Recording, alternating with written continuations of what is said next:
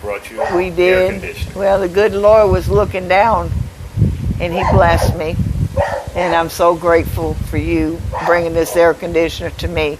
And I hope with this that other senior citizens can get assistance also with any problems that they may have. The problem is I don't think there's enough manpower to go out and check on senior citizens to see how they're doing, or what their needs may be. And I think if people could get together, volunteers, and go around knock on.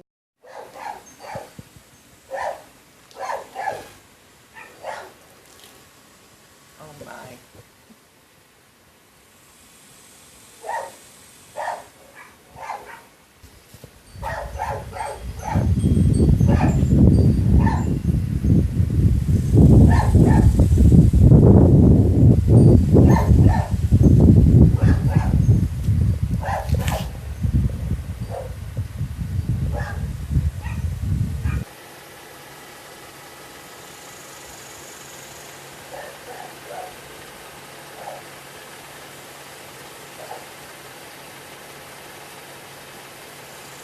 And if you want to go ahead and shut the gate, that'd be great. I'll get video of that.